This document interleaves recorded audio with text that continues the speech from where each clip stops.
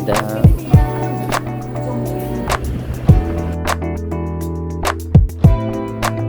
네, 안녕하세요. 전마키입니다. 오늘은 제가 최근에 읽었던 책 중에서 재밌게 읽었던 책 한 권을 소개하려고 합니다. 오늘 소개하려는 책 내용 중에 이런 말이 나옵니다. 우리는 하루에도 몇 번씩 시간이 없다 라고 습관처럼 내뱉곤 한다. 코로나19 양성 환자와 동선이 겹쳐 2주간 자가격리를 하게 된 지인이 있는데 그는 평소 그렇게 갖고 싶었던 여유 시간이 생겼음에도 시간을 어떻게 사용해야 될지 모르겠다면서 난감해했다. 사실 그동안 우리가 시간에 쫓긴 이유는 시간이 부족해서가 아니었다.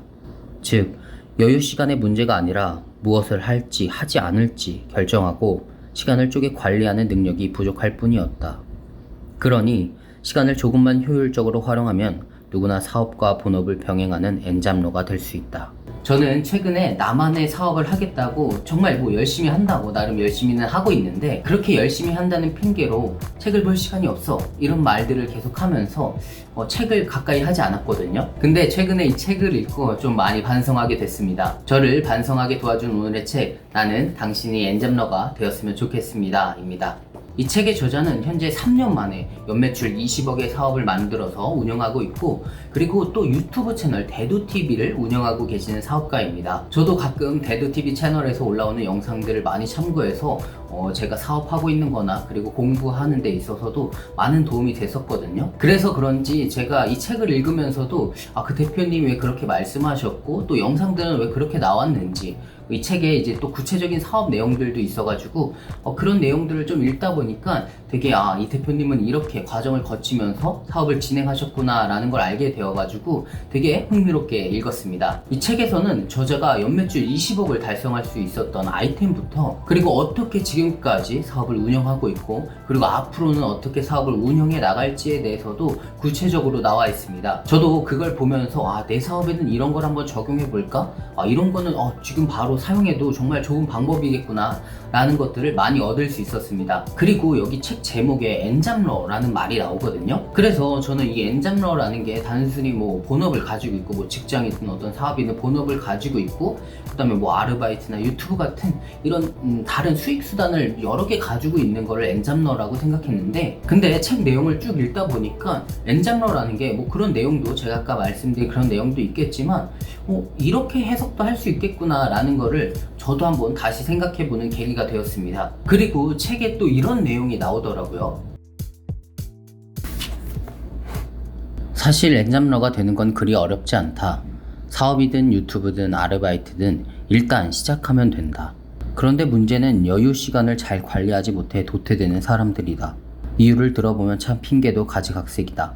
물론 저마다 사정이야 있겠지만 자신의 게으름을 환경 탓으로만 돌리는 사람은 필연적으로 도태될 수밖에 없다. 시간 관리와 의지력은 따로 노하우가 필요한 영역이 아니다. 그냥 나태함을 이기지 못했을 뿐이다. 엔잡이든 사업이든 관건은 철저한 시간 관리인 셈이다. 그리고 책을 읽으면서 제가 인상 깊었던 에피소드가 하나 있었는데 그게 바로 방향과 속도에 관한 이야기입니다. 추석에 차 2대로 시골에 가게 되었다. 한 대는 내가 운전하고 한 대는 아버지께서 운전을 하셨다. 그런데 자주 이용하던 길이 귀성 차량으로 꽉 막혀있던 참이어서 나는 한 번도 가보지 않은 한산한 길을 선택했다. 새로 선택한 길은 길이 뻥뻥 뚫려 있었지만 신호가 많았고 제한 속도도 낮았다. 나는 그래도 차가 막히지 않으니 더 빨리 도착할 것이라고 생각했다. 그런데 목적지에 도착해보니 아버지께서 30분 일찍 도착해 계신 것이 아닌가.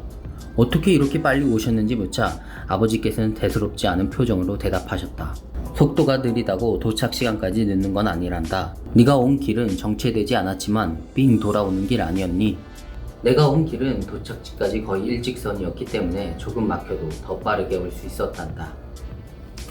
저는 이 내용을 읽고 저의 사업의 방향에 대해서 다시 한번 점검하는 시간을 가졌었습니다. 내가 가고자 하는 사업의 방향이 정말 잘 설정되어 있나? 단지 빠르게만 가기 위해서 돌아가고 있지는 않은 건가? 사실 어찌 보면 마음만 빠르게 가고 싶었던 거지 실제로 보면은 빠르게 가고 있지도 못했는데 말이죠. 그리고 마지막으로 제가 최근에 대량등록 위탁 판매 공략집을 만들어서 판매를 했었잖아요.